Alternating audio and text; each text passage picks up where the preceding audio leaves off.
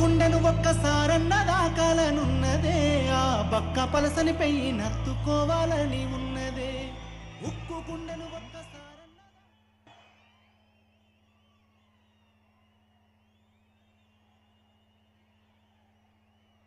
సభాధ్యక్షులు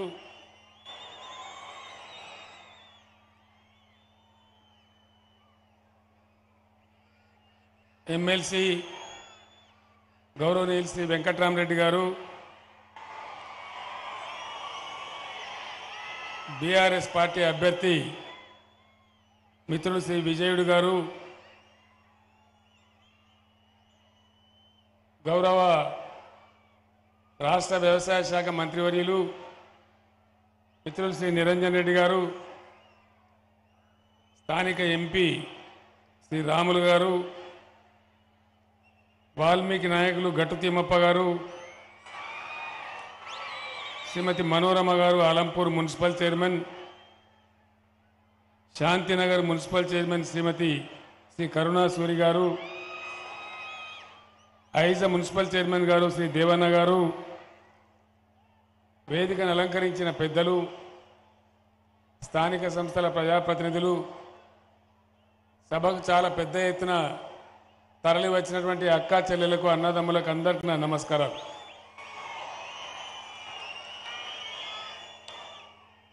జోగులాంబ అమ్మవారి దేవస్థానం అద్భుతమైనటువంటి శక్తి పీఠాలలో 5వ స్థానంలో ఉండేటువంటి పీఠం. ఇక్కడి నుంచే అమ్మవారికి దండం పెట్టి 2002లో ఆర్డిఎస్ మీద తెలంగాణకు ఆలంపూర్ ప్రజలకు జరుగుతున్నటువంటి అన్యాయం మీద పోరాటం చేయటానికి ఆలంపూర్ నుంచి గద్వాల వరకు నేను పాదయాత్ర చేసిన విషయం మీ అందరికీ తెలుసు. మీలో చాలామంది కూడా ఆ రోజు ఆ యాత్రలో పాల్గొన్నారు. ఒక విషయాన్ని మీరు దయచేసి గుర్తించాలి. ప్రజాస్వామ్యంలో ఫ్యాక్షనిస్టులు, దాదాగిరి, గుండాగిరి కావాల్సింది. ఒకరినొకరు చంపుకునేటువంటి నీచ సంస్కృతి కాదు. ప్రజలకు ఉన్నటువంటి ఆయుధం ఓటు కాబట్టి దాన్ని జాగ్రత్తగా వాడుకుంటే మంచి లాభం జరిగే అవకాశం ఉంటుంది. కొద్దిసేపు మీరు సైలెన్స్ ఉంటే మంచిది. ఎక్కడోళ్ళక్కడ కొద్దిగా సైలెన్స్ ఉండండి. అరసొద్దు, తర్వాత అరుద్దాం.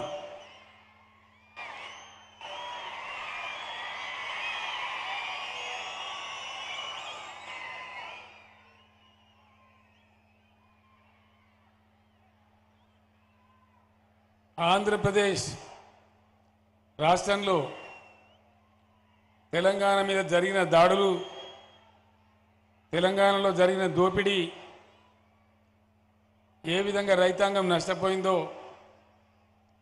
పాత మహబూబ్ నగర్ జిల్లా ఎటువంటి దురవస్థలకు గురైందో మీ అందరికీ కూడా తెలుసు. ఈ కృష్ణా గోదావరి, కృష్ణా తుంగభద్ర నదుల మధ్య ఉన్న స్థలాన్ని మనం నడిగడ్డ అని పిలుస్తాం. ఆ రోజు కూడా ఉద్యమ సందర్భంలో నేను ఈ నడిగడ్డ ప్రాంతానికి వచ్చినాను. ఇక్కడ ఎవరో ఒక రెడ్డి గారు ఆతిథ్యం ఇస్తే వారి ఊరిలో సభ పెట్టి ఇక్కడ ప్రజల యొక్క దుస్థితి చూసి ఆనాడు మేము కూడా కళ్ళకు నీళ్లు తీసుకున్నాం. ఇంత అన్యాయం ఎవరి మీద జరిగిన ప్రపంచంలో ఊరుకోరు అని చాలా బాధపడ్డాం. ఇక్కడ జరిగిన బాధలు అసలు చాలా భయంకరం. బొంబాయికి వలసలు, యావత్తు భారతదేశంలో ఎక్కడ చూసినా పాలమూరు బిడ్డలే. చాలా ఘోరమైనటువంటి పరిస్థితులు మనం చూసినాం. మీ అందరినీ కూడా నేను కోరేది ఏంటంటే 9 ఏళ్ల కింద తెలంగాణ ఎట్లా ఉండే, ఈరోజు తెలంగాణ ఎట్లా ఉంది, పరిస్థితులలో మార్పు ఎంత వచ్చింది, దీన్ని మీరందరూ గమనించాలని నేను కోరుతా ఉన్నా. తెలంగాణలో ఉన్న కాంగ్రెస్ నాయకులు చేసినటువంటి చిన్న పొరపాటు వల్ల తెలంగాణను ఆంధ్రలో కలిపేస్తే 58 ఏళ్ళు మనం గోసపడ్డాం. ఎవరు కూడా మన బాధలు తీర్చలే. ఇక్కడున్న నీటి ప్రాజెక్టులకు కల్వకుర్తి కానీ, నెట్టెంపాడు కానీ, భీమా కానీ వాటికి పెండింగ్ ప్రాజెక్టులు అని పేరు పెట్టినారు. చేతులు ముడుచుకున్నారు తప్ప ఎవడేం చేయలే. ఆర్డీఎస్ తెలంగాణ రాష్ట్రంలో 1952లో ప్రారంభమైతే 85,000 ఎకరాలు పారాలి. దాన్ని కూడా రాయలసీమ నాయకులు అక్రమంగా నీళ్లు తరలించుకొని పోతా ఉంటే గుడ్లప్పగించి చూసినారు తప్ప ఎవ్వరు కూడా పోరాటం చేయలే. ఎవరో ఒక పెద్ద మనిషి ఉండే పాపం, ఆయన బాగా పుల్లారెడ్డి గారు అని ఉండే, ఆయన ఏదో కొంత అక్కడ ఇక్కడ పోరాటం చేసేవాడు. అంతకు మించి ఏ కాంగ్రెస్ నాయకుడు కూడా పదవులు వస్తే వాళ్ళ స్వార్థానికి వాడుకున్నారు తప్ప ఏ రకమైన పని కూడా చేయలే. ఆ సీటు కొట్టే వాళ్ళు బాగానే బాబు, సీటీ బంద్ చేయాలి, సీటీ బంద్ చేయి, సీటీ బంద్ చేయమంటే ఎక్కువ చేస్తారేందా? సీటీ ఆపండి. నేను ఇక్కడ మాట్లాడుతున్నా కదా, నువ్వు సీటీ కొడితే బయట ఇనరాదు కదా. ఆ పక్కనున్న పెద్ద మనుషులు ఆపండి బాబు, సీటీలు ఆపేయండి. బోయ ప్రజలున్నారు, ఇక్కడ జరిగిన అన్యాయాలు చెప్తే బోయ ప్రజలు ఎవరైతే ఉన్నారో వాళ్ళని బీసీలలో కలిపింది ఎవరు? ఇదే కాంగ్రెస్ పార్టీ, కాంగ్రెస్ నాయకులే. ఆ బోయలను మళ్ళీ ఎస్టీలో చేర్చాలని మన అసెంబ్లీలో మనం తీర్మానం చేసి పంపించినాం. ఈ నరేంద్ర మోడీ ప్రభుత్వం ఆడ కింద పడేసి కూర్చున్న తప్ప దాని మీద కదులుతలేదు. నేను వాల్మీకి బోయలందరికీ హామీ ఇస్తా ఉన్నా, తప్పకుండా ఈ టర్మ్లో కేంద్రం మెడలు వంచైనా సరే వాళ్ళతో పోరాటం చేసి వాల్మీకి బోయలను గిరిజనులుగా ప్రకటించేదాకా పోరాటం చేస్తామని చెప్పి నేను మీకు తెలియజేస్తా ఉన్నా. ఆర్డీఎస్ 85,000 ఎకరాలు పారేది ఉంటే మొత్తం పోయింది, ఏమి లేకుండా పోయింది. ఒక 8-10 ఎకరాలు 1,000 ఎకరాలు కూడా పారకపోతుండే. నిరంజన్ రెడ్డి గారు నేను ఆ కాలు వెంబడి పడి ఆర్డీఎస్ దాకా పోయి చూసి వచ్చి ఆ తర్వాత ఇక పోరాటం తప్ప దారి లేదని దాని మీద మొదలుపెట్టినాం. మొదలుపెట్టి పోతా ఉంటే కర్నూలు జిల్లా నేను రాజోలులో పండుకున్న ఆ రోజు పాదయాత్ర రాజోలికి చేరుకొని రాజోల్లో పండుకున్నాం. ఆ సుంకేసుల బరాజ్ మీద పోయి చూస్తూ ఉన్నాం. ఆ టైంలో ఒక మిత్రుడు కర్నూలు నుంచి ఈనాడు పేపర్ తీసుకొని వచ్చి నాకు చూపించినాడు. అప్పుడు అక్కడ ఒక ఆయన బైరెడ్డి రాజశేఖర రెడ్డి అని ఉండే, ఆయన మాట్లాడిండు, ఏం సీటీ రా బాబా, నీకేం పని లేదా, సీటీ బంద్ చే, పక్క కూడా పెద్ద మనిషి లేడావా, ఆ సీటీ బంద్ చేపి మళ్ళీ అట్లే చేస్తాడండి ఆడు. ఆపండి, ఆ సీటీ ఆపండి.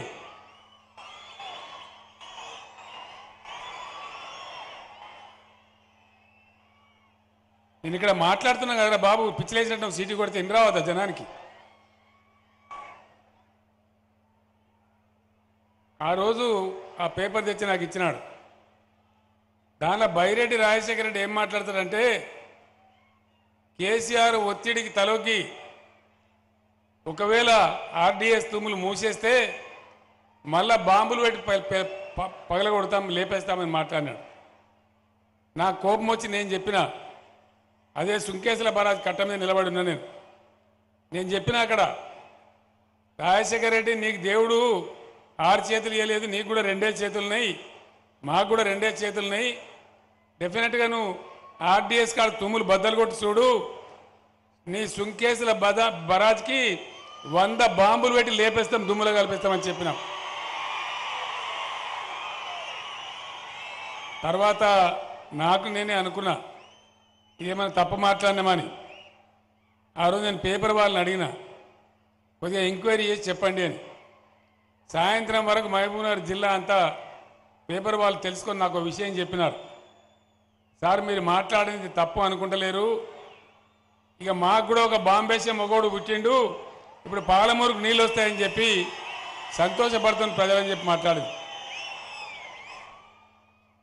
అంత ఘోరంగా ఉన్న కాలువ నీళ్లు, పాత ప్రాజెక్టు నీళ్లు తూములు బద్దలు కూడా తీసుకుంటూ పోతే మాట్లాడినోడు లేడు. బోయలను కొంచెపోయి ఎస్టీలలో పెడితే మాట్లాడినోడు లేడు. పెండింగ్ ప్రాజెక్టులని కల్వకుర్తి, నెట్టెంపాడు, భీమా అని పెండింగ్ పెడితే పట్టించుకునేవాడు లేడు. ఈ కాంగ్రెస్ వాళ్ళు ఏం చేసినారు దయచేసి ఒకసారి ఆలోచించాలని చెప్పి నేను కోరుతా ఉన్నా.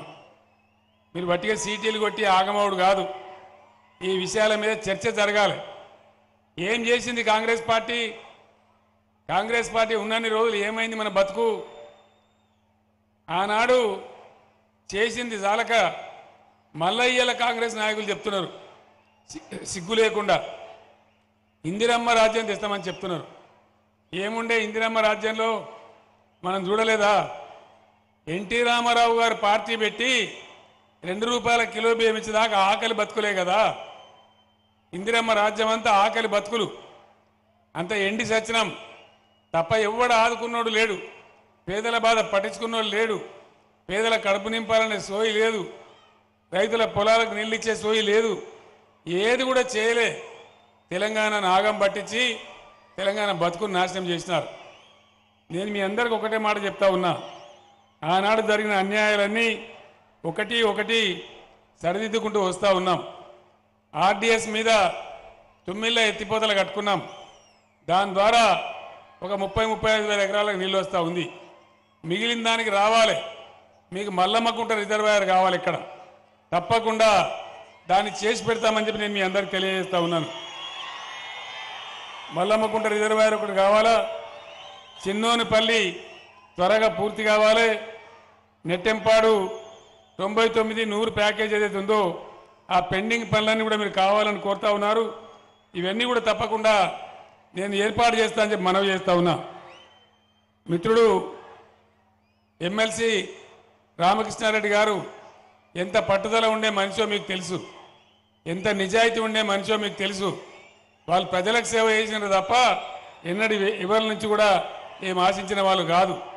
మొన్న ఆర్డీఎస్కు నీళ్ళు ఆగిపోయినాయి, సరిగా వస్తలేవు, పంటలు ఎండిపోతూ ఉన్నాయి.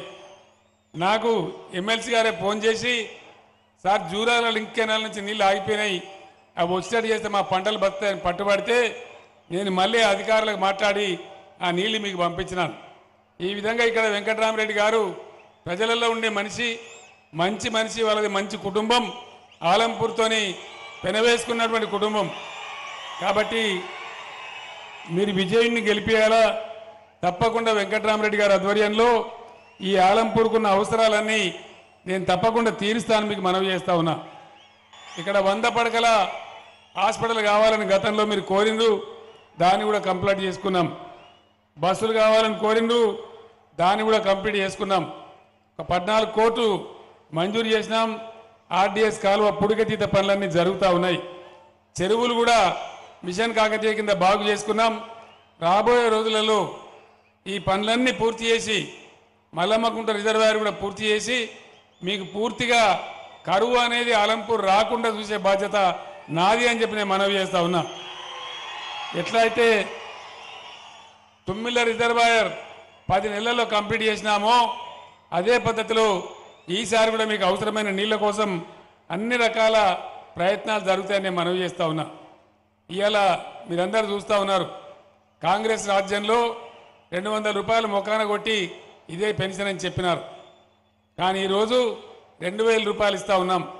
రేపు మళ్ళా గెలిస్తే పెన్షన్ 5000 రూపాయలు చేస్తామని నేను మనవి చేస్తా ఉన్నా. మీరు నాకు ఒక విషయం చెప్పాలి. ఇవాళ కాంగ్రెస్ నాయకులు మాట్లాడుతూ ఉన్నారు. మాజీ పిసిసి అధ్యక్షుడు ఉత్తమ్ కుమార్ రెడ్డి మాట్లాడుతూ ఉన్నాడు. ఆయన ఏం చెప్తున్నాడు? ప్రజలు కట్టే పన్నులన్నీ కేసీఆర్ వేస్ట్ చేసి రైతు బంధు ఇస్తా ఉన్నాడు, అది వేస్ట్ అని మాట్లాడుతూ ఉన్నాడు. రైతు బంధు వేస్టా? రైతు బంధు వేస్టా అనండి. ఇక్కడ మాట్లాడరేంది వేస్టా? రైతు బంధు ఉండన్నా? వినబడతలేదు. ఉండన్నా? రైతు బంధు ఉండాలంటే ఇక్కడ విజయుడు గెలవాలి.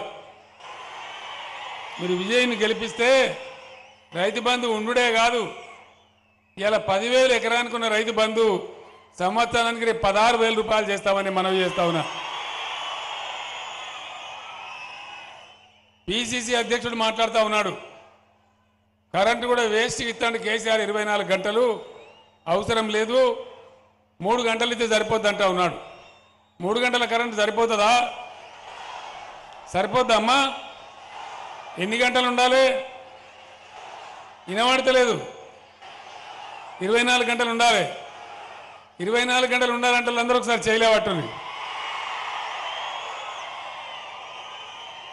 24 గంటలు ఉండాలి కదా. 24 గంటలు ఉండాలి అంటే కూడా బీఆర్ఎస్ గవర్నమెంట్ రావాలి, ఇక్కడ విజయుడు గెలవాలి. ఇక్కడ విజయుడు గెలిస్తేనే పైన బీఆర్ఎస్ గవర్నమెంట్ వస్తుంది, లేకపోతే కాంగ్రెస్ గవర్నమెంట్ వస్తుంది. మళ్ళీ ఎవరి చేతులు ఏముండదు, తర్వాత మళ్ళీ మొదటికే వస్తుంది. ఇదే జిల్లాలో పుట్టిన పిసిసి అధ్యక్షుడు చెప్తా ఉన్నాడు. మరి ఎట్లా వాడుతుందా 3 గంటల కంటే? రైతులు 10 HP మోటార్ పెట్టుకోవాలని చెప్తా ఉన్నాడు. రైతుల దగ్గర 10 HP మోటార్ ఉంటుందా?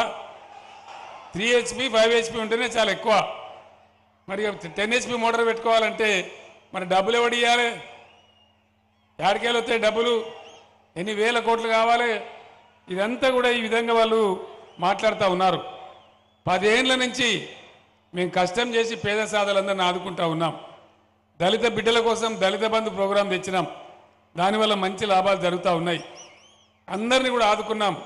కంటి వెలుగు కార్యక్రమం పెట్టి ప్రతి ఊర్లో కండ్ల పరీక్షలు చేయించి ఒక 80 లక్షల మందికి ఫ్రీగా అద్దాలు ఇచ్చినాం. ఆడబిడ్డల పిల్లలు పుడితే అమ్మఒడి వాహనాలు పెట్టి బ్రహ్మాండంగా వాళ్ళని తీసుకెళ్ళి ప్రసవం చేయించి మళ్ళీ ఇంటి దగ్గర తెచ్చి వదిలిపెడతా ఉన్నాం. ఇవన్నీ కూడా మీ కళ్ళ ముందర ఉన్నాయి. కళ్యాణ లక్ష్మి కావచ్చు, మిగతా కార్యక్రమాలు కావచ్చు, మీ గ్రామాలలో జరుగుతూ ఉన్నాయి. ఈ సదుపాయాలన్నీ కొనసాగాలంటే ఖచ్చితంగా మళ్ళా బీఆర్ఎస్ గవర్నమెంట్ రావాలి. నేను పెద్దలందరినీ కూడా కోరుతా ఉన్నా, కాంగ్రెస్కు తప్పిపోయి ఓటేస్తే వాళ్ళు కుల్లా చెప్తున్నారు ధరని కూడా తీసేసి బంగాళాఖాతంలో ఇస్తారట. ధరని తీసి మళ్ళీ పాత పద్ధతి తెస్తామంటున్నారు.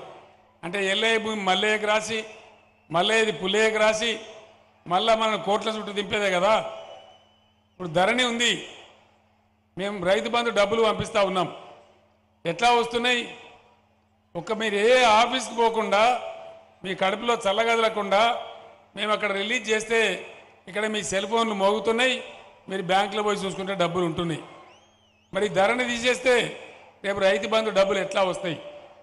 ఏ పద్ధతిలో వస్తాయి? అంటే మళ్ళా పాత కథనే కదా. మళ్ళా పట్వారీలు, విఆర్ఓలు, మళ్ళా పానీ నకళ్ళు, మళ్ళా ఇదే కార్యక్రమం, ఇంకో పని లేదు. అంటే ఏమన్నట్టు, కాంగ్రెస్ వస్తే మళ్ళా దళారీ రాజ్యం, పైరేవకారుల రాజ్యం. నీ భూమి ఆయన భూమికి రాస్తారు, ఆయనది ఇంకోనికి రాస్తారు, 1000 రూపాయల లంచాలు అడుగుతారు. ఇవన్నీ కూడా మళ్ళీ గోల్మాల్ అవుతుంది. కాబట్టి మీరు జాగ్రత్తగా ఆలోచించి బీఆర్ఎస్ పార్టీని గెలిపించినట్టయితే మీకు అన్ని రకాల లాభాలు జరుగుతాయి. మీకు తాగునీటి సదుపాయం గతంలో ఎట్లా ఉండే, మిషన్ భగీరథ ద్వారా ప్రతి ఇంటికి నల్లా ఫిట్ చేసి ఇలా నీళ్ళు ఇస్తూ ఉన్నాం. ఆ సదుపాయం అట్లే ఉండాలంటే బీఆర్ఎస్ గవర్నమెంట్ ఉండాలి. మీరు తుంగభద్ర పక్కకుంటారు, కృష్ణా పక్కకుంటారు, మీకు కూడా నీళ్ళు ఎందుకు ఇయ్యలే? 50 ఏళ్ళ కాంగ్రెస్ పరిపాలన మంచినీళ్ళను ఇచ్చిందా? కనీసం బిందెలు పట్టుకొని బోరింగులు కూడా చచ్చిపోయినాం తప్ప మంచినీళ్ళు కూడా ఇయ్యలే. ఇలా బీఆర్ఎస్ గవర్నమెంట్లో కులము మతము చిన్న పెద్ద లేకుండా అన్ని ఇళ్లకు నల్లా కనెక్షన్ ఇచ్చి నల్లా నీళ్ళు ఇస్తూ ఉన్నాం. ఇవన్నీ కూడా మీ కళ్ళ ముందర ఉన్నాయి. ఇంత మంచి పరిపాలన కొనసాగించుకుంటే మీకు లాభం జరుగుతుంది, కొనసాగించుకోకపోతే నష్టపోతాం. 10 ఏళ్ళు మేము చేసిన కష్టం మళ్ళీ బూడిదలో పోసిన పన్నీర్ అవుతుంది. కాబట్టి మీ అందరినీ కోరేది, ఆ సిటీ మాస్టర్ని కూడా కోరే, సీటీ బంద్ చేయరా నాయన, మీ అందరినీ కూడా కోరేది మరొకసారి, ఎట్టి పరిస్థితులలో మీకు అందుబాటులో ఉండే వ్యక్తి, చిన్న కుటుంబం నుంచి వచ్చినవాడు, పేదరికం నుంచి వచ్చినవాడు, పేదల బాధలు తెలిసినవాడు, మనుషులలో మనుషుల్లాగా కలిసి ఉండేవాడు, పోజులు కొట్టేవాడు కాదు. విజయుడు గెలిచినట్టయితే ప్రజలు గెలిచినట్టయితుంది, సామాన్య బిడ్డలు గెలిచినట్టయితుంది. కాబట్టి సామాన్య కుటుంబం నుంచి వచ్చిన విజయుణ్ణి మీరందరూ ఆశీర్వదించి దీవించి పెద్ద ఎత్తున ఓట్లేసి గెలిపించండి. ఆలంపూర్ కావాల్సిందంతా, నేను మంత్రి నిరంజన్ రెడ్డి గారు ఇక్కడనే ఉన్నారు, మేము స్వయంగా వచ్చి కూర్చొని ఒక రోజంతా మీ మధ్యలోనే ఉండి మీ పనులన్నీ కూడా చేసి పెడతామని మనవి చేస్తూ నేను సెలవు తీసుకుంటా ఉన్నా. జై తెలంగాణ. జై తెలంగాణ కారు గుర్తుకే జై తెలంగాణ